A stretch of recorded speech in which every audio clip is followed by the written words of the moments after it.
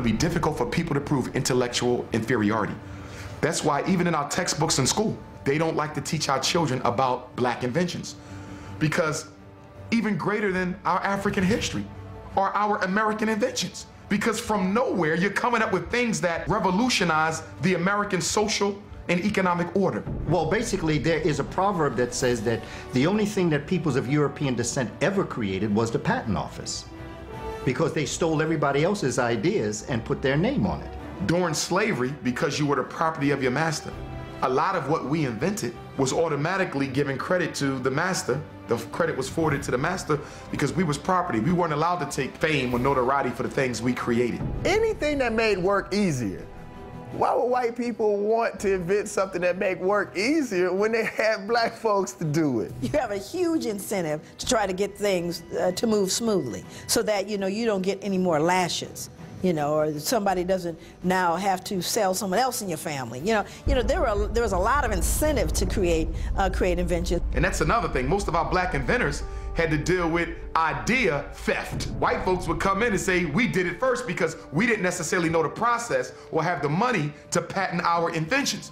So white folk will find out what a black person invented and go do it real fast and get their application in, because back then the process wasn't as thorough as it is now. Whoever got their application in first to the patent office, that's who got the patent. So we got thousands of inventions by black people. We'll never even know it because of the fact that they were stolen. They don't want anyone to know that we invented things. If it wasn't for black people, white people couldn't take a dump. A black man invented the toilet, and he just made it white on purpose.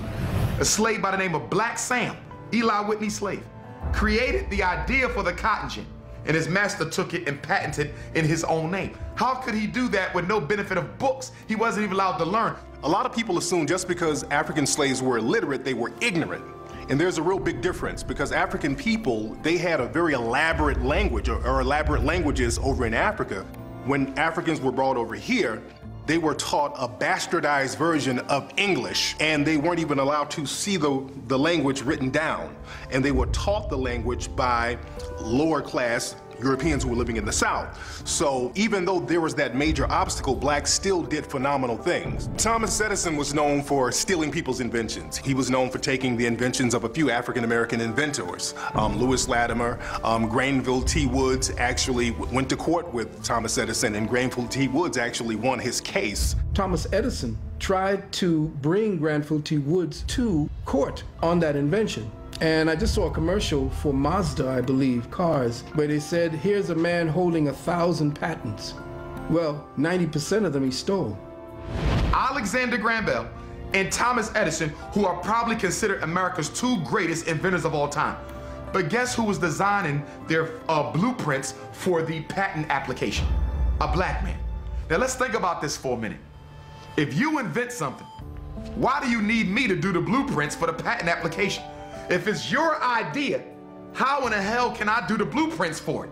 You can't do the blueprints for my idea. I have to do them.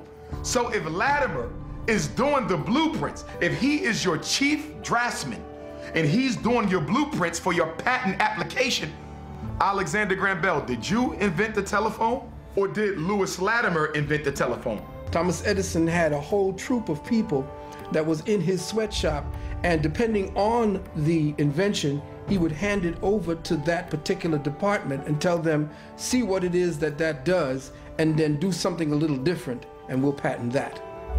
And when he took Granville T. Woods' information and tried to make it his own, the court said no. The watermelon and black people stereotype, that came and that was popularized by Thomas Edison. Around 1890, Thomas Edison put together this Nickelodeon reel, and there were these African-American men who were joking around, shucking and jiving, and kind of mugging for the camera, and they were eating watermelon. And Edison filmed this, put this out, and the general public saw this, and they said, okay, African-American people must really love watermelon. And right after that film came out, thousands of postcards and all types of memorabilia flooded the market of African-American people eating watermelon. So that watermelon stereotype was popularized by Thomas Edison. A lot of people don't know there's an African-American male who is significant, has patents on the first major computer chips that made computers operate Other inventors that we don't know about, essentially, who they call the father of the internet, was Philip Emeagwali, a Nigerian man who essentially created the connection for quantum bits of information so that multiple computers could actually communicate with one another. During slavery, and this is well documented by white people, many of the masters, when they were sick, did not call for the physician. They called for the big mama on the plantation, and she would come with her medicine bag that didn't have alcohol and rum. It had all types of things that she made from the herbs that she had planted. Some of them said, I don't want the doctor. Bring me the witch doctor, that voodoo woman who I own. Africans took what they brought from Africa, which would be a ground hockey, and all they did apply the game to ice. When the British were fighting the United States, there were African slaves or former slaves assisting the British in fighting the U.S.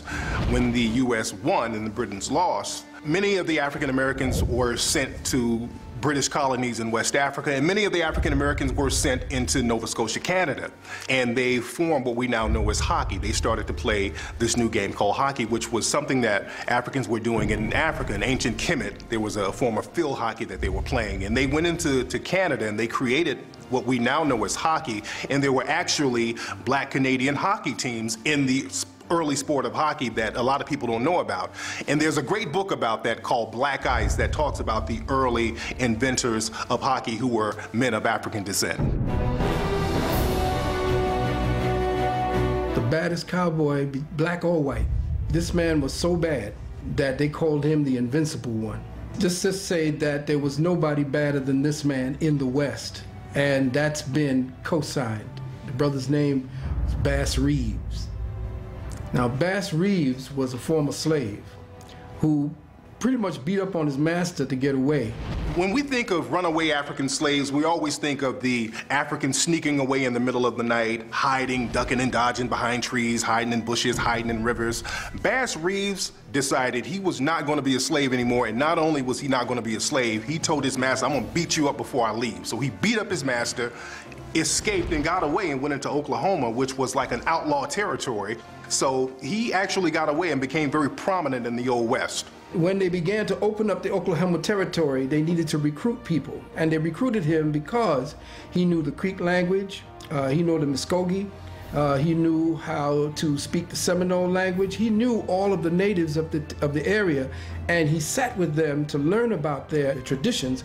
The real life of this black man, Bass Reeves, became the mythic legends of Hollywood white cowboys. He brought in 3,000, count them, 3,000 bad guys. I'm talking about the worst murderers. He got 3,000 of them, killed 14. All of who the Lone Ranger became when you saw him on TV was actually the life of Bass Reeves. African people, in many ways, the Underground Railroad established African people moving west and establishing places to be able to protect them. And so in the study and the research of the Underground Railroad, you will find that there are African American communities that were established and have been there from before people can actually talk about it historically. Many people don't realize that African American people founded and settled many cities around the country. Buffalo, New York was founded by a black man. They called him Black Joe Hodges. Many African American people had a less volatile relationship with the Native Americans. A lot of the European settlers, they were beefing with the Native Americans. So they couldn't go into certain areas peacefully. But a lot of African American settlers would go in there and they had somewhat of a camaraderie with the Native American people. In Los Angeles, 44 African American families came to Los Angeles and founded Los Angeles. The governor of what was then known as Alta, California, which is now the state of California, the governor was a man of African descent named Pio Pico. And there's a street out here in Los Angeles called Pico Boulevard named after him.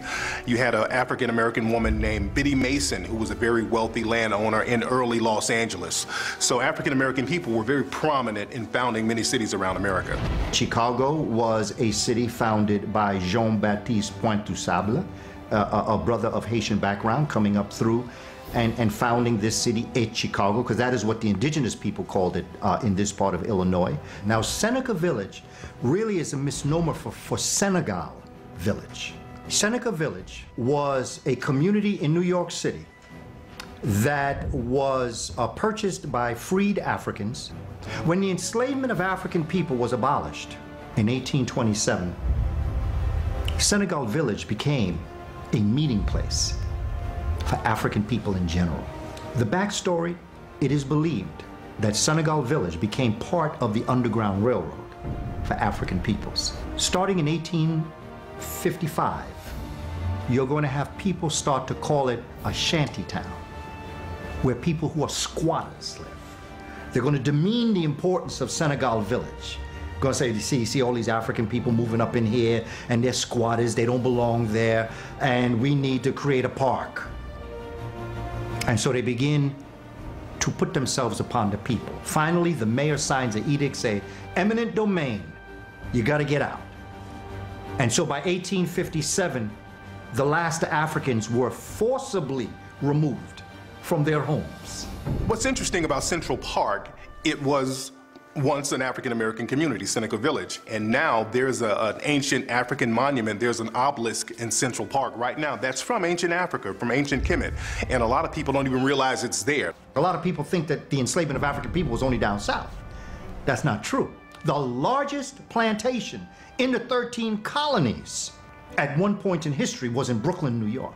And you know that area down there, down by Battery Park, where they used to bring the ships into that area, the port. And they would dock the ships, and they would bring the Africans up out the ships, and they would walk them across to be sold. However, what they did was, because they couldn't sell all of them, they used to put them in different prisons along this particular path. And then they would march the Africans that they were ready to sell down the street, down a street called Wall Street, down into a place we today call the New York Stock Exchange. African people were the first stocks and bonds sold on the stock exchange. There's a movie by Bruce Willis that will show you the prisons that are underground the stock exchange building.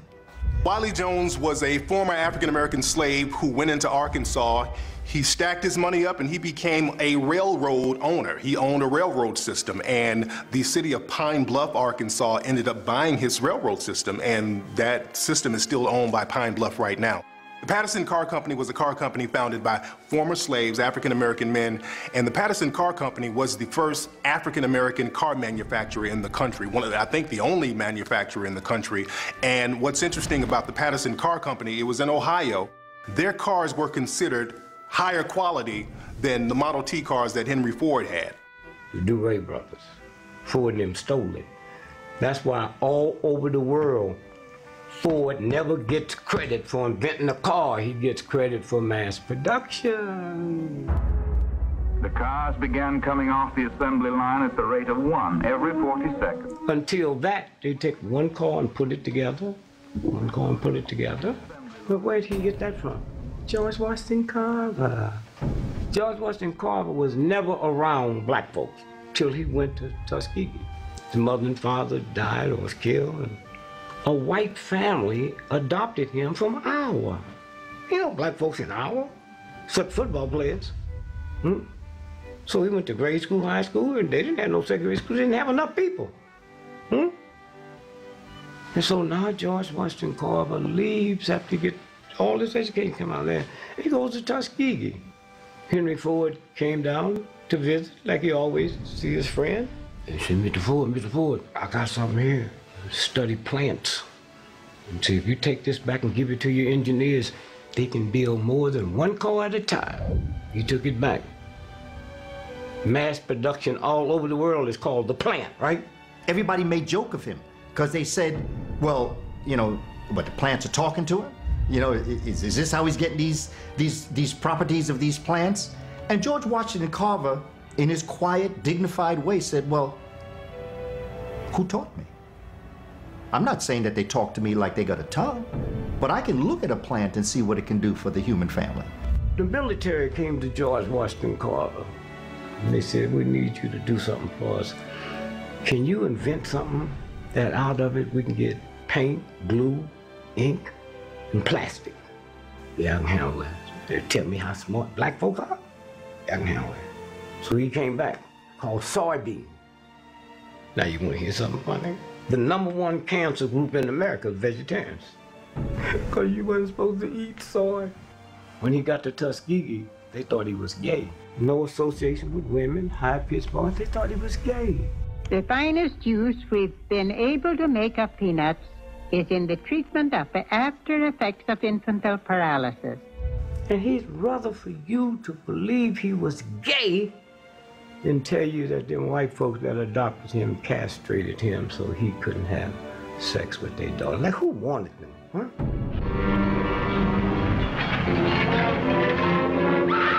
Do you see King Kong, New York City, Empire State Building? That's about Jack Johnson and the white ladies. Why would the gorilla go to New York? They ain't got no bananas, and Lord, no ain't no trees. Why did they go there? The boxing capital of the world is Madison Square Garden. If you don't know how to break it down, you